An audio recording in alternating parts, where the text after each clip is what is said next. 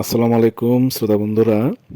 আপনারা জানেন আমেরিকার বিশাল একটি নৌবহর আব্রাহাম লিঙ্কন এয়ারক্রাফট ক্যারিয়ারের সঙ্গে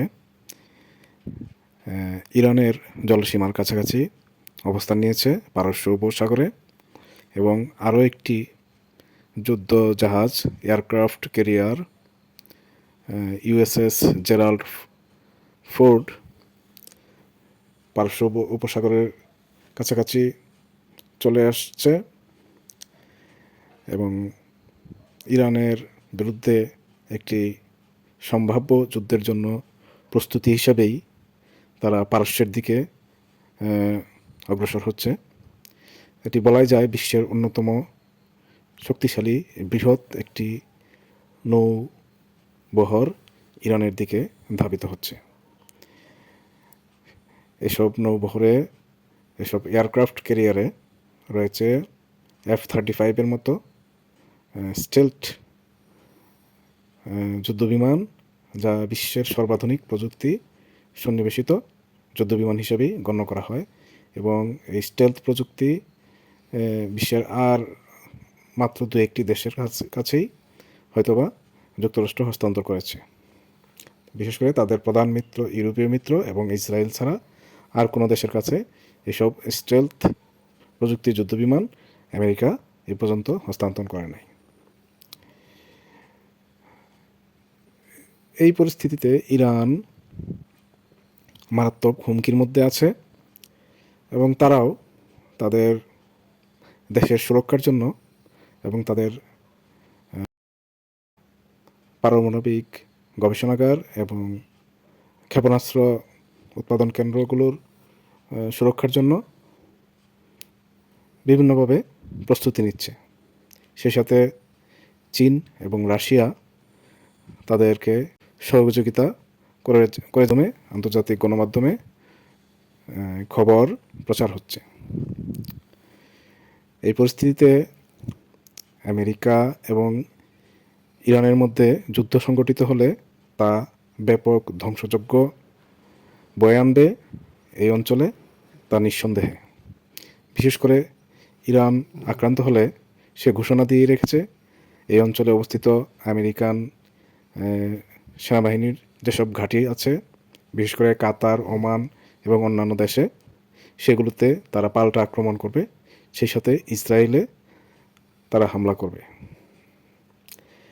শ্রোতা বন্ধুরা, আপনারা জানেন আমেরিকান সামরিক বাহিনীর সামনে বিশ্বের কোনো সামরিক বাহিনী যথেষ্ট হিসাবে বিবেচিত হয় না, কারণ তাদের অত্যাধুনিক প্রযুক্তি নির্ভর এবং বিশাল সেনাবাহিনীর কাছে বিশ্বের কোনো দেশ এখনও দাঁড়ানোর সামর্থ্য রাখে না বা দাঁড়াতে চেষ্টাও করে না। সেই হিসাবে পারস্যের একটি দেশ ইরান, মুসলিম বিশ্বের অন্যতম শক্তিশালী দেশ, তারা অব্যাহত হুমকির মুখে আছে। বিশেষ করে আমেরিকান প্রেসিডেন্ট ডোনাল্ড ট্রাম্প তাদেরকে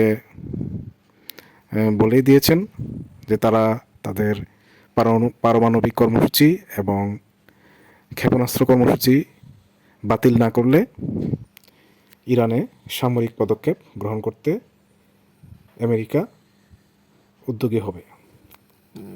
আর ইরান এসব হুমকির উত্তরে পাল্টা প্রতিরোধের ঘোষণা দিয়েছে। শ্রোতা বন্ধুরা, আপনারা কি মনে করেন, আমেরিকা কি এবার সত্যি ইরানে হামলা চালাবে? আর যদি আমেরিকা হামলা করেই বসে, তাহলে ইরান কিভাবে তার জবাব দেবে?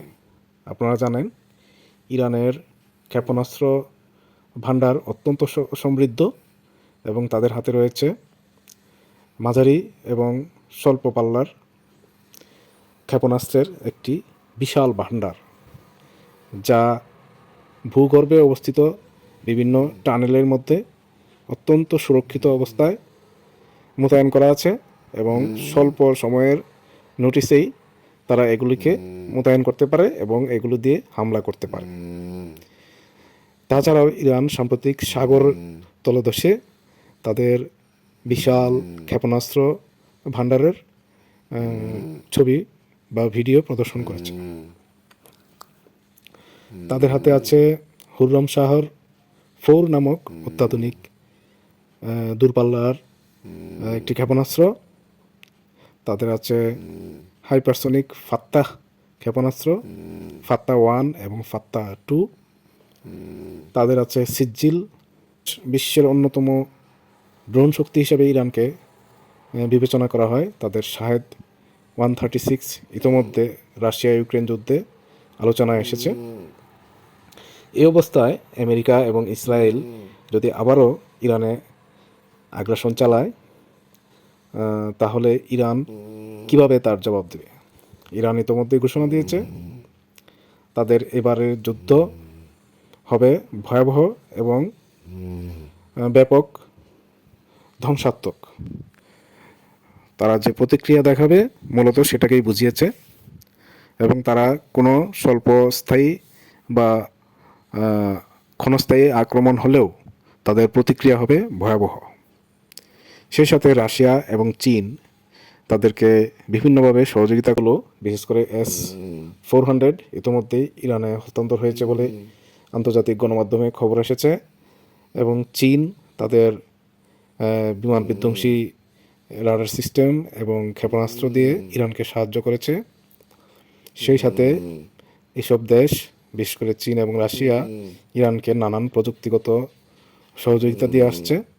এই পরিস্থিতিতে পারস্য উপসাগরে আরেকটি যুদ্ধ যদি শুরুই হয়, তা যে ব্যাপক ধ্বংসযজ্ঞ মধ্যপ্রাচ্যের জন্য ডেকে আনবে তা নিঃসন্দেহে।